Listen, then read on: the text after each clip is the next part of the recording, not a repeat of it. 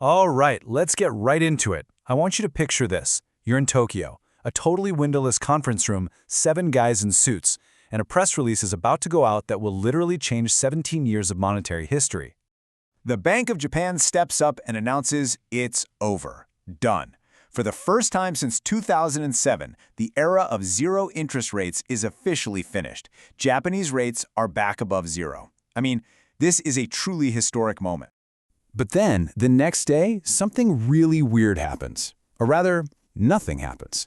The world's markets, they barely move. It's like nobody got the memo. Or maybe nobody wanted to get it. Because if you really understand what happened in that room, you have to face a truth that affects you, your savings, and every investment you have. So this strange silence, it's actually hiding a huge secret.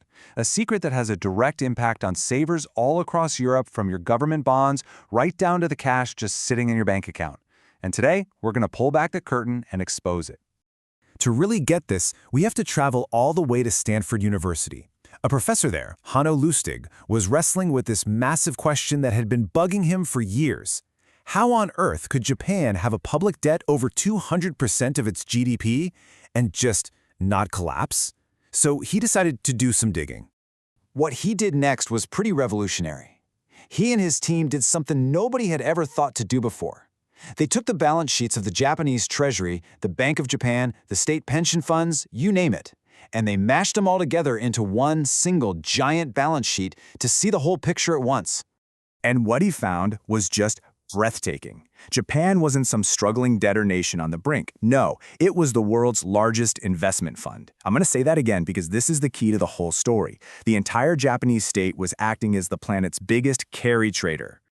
Okay, so what in the world is a carry trader? Well, it's pretty simple. It's an investor who borrows money super cheap in one currency, like the Japanese yen at 0% interest, and then invests that money in assets that pay a lot more somewhere else, like global stocks or foreign bonds. And the state of Japan was doing this on a scale that is just hard to comprehend. The results were absolutely staggering. This little strategy generated an extra return of 6.25% of Japan's entire GDP. Every single year for a decade. That is an almost unbelievable amount of invisible profit. Japan's massive debt wasn't being sustained. It was being completely hidden in plain sight. But here's the thing about finance. There is no such thing as a free lunch. So if the state was quietly making trillions of dollars, that brings up a pretty critical question, right? Who was paying the bill? The way it worked is like a classic magic trick. First, one hand of the state borrows yen for basically nothing. Second, the Bank of Japan, another arm of the state, buys up all that debt, essentially printing digital money. Third, the state's pension fund, the other hand, takes all that newly created money and invests it all over the world. And fourth, the state just pockets the difference. It's simple and honestly, kind of brilliant. Now you might be thinking, wait a minute, why can't I just do that myself? Well, the answer comes down to one word: risk. See, a private investor, like you or me, has to pay to protect against currencies moving against them. And that cost alone would completely wipe out any profit. But the state? The state can take massive losses, it doesn't have to hedge, and it has a basically infinite timeline. It's playing a totally different game. So, who pays for all this? The answer is Japanese savers. They pay for it through a process called financial repression. And that's just a fancy term for a hidden tax. It's a quiet, invisible transfer of wealth from regular people to the state. And the thing is, it's never debated and it's never voted on.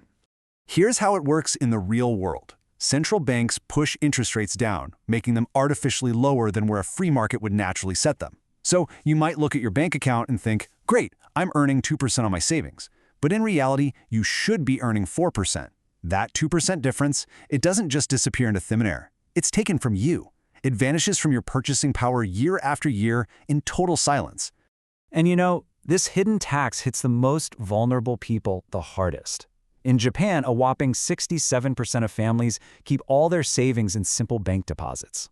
We're talking about the young worker in Osaka saving up for a house, or the retiree in Kyoto living off a small nest egg. These are the people who are unknowingly funding the state's giant global casino bet. Now, if you're sitting there thinking, wow, that's a wild story about Japan, well, think again. The European Central Bank has been running a very, very similar playbook right here at home for the last decade. Just look at the European Central Bank. Through all its different programs, it has bought up around 5 trillion euros worth of government bonds. That's a mind-boggling number. And by doing that, it has absolutely crushed the yields on things like Italian and German bonds, keeping them way lower than they should be. It's the exact same hidden tax, just, with a European accent. And this has a really dangerous side effect. When you artificially crush interest rates like this, you punish anyone who saves cash, and you massively reward people who own long-term assets. This is a huge reason why property prices in major cities have gone through the roof, while the actual value of the money in your bank account has been quietly eaten away. It's a policy that systematically makes the wealth gap wider.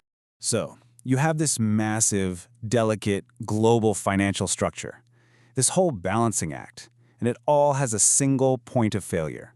One little trigger that could make the whole thing unravel with absolutely shocking speed. And that trigger is the exchange rate of the Japanese yen. The number that everyone is watching, the number that really matters, is 160. 160 yen to the US dollar. Now, this isn't just some technical chart level. It is a political red line. When the yen gets this weak, the Japanese government feels this immense pressure to step in and do something. And if they do intervene, the fallout could be catastrophic, because when everybody who borrowed all that cheap yen has to rush to pay it back all at the same time, they have to sell other things to get the cash, and they have to sell fast. This isn't just some theory. We've seen flashes of this happen before. In just a matter of days, a sudden move in one currency can trigger a massive global fire sale. That's just how interconnected and fragile this whole system really is. Okay, so knowing all of this, what can you actually do about it?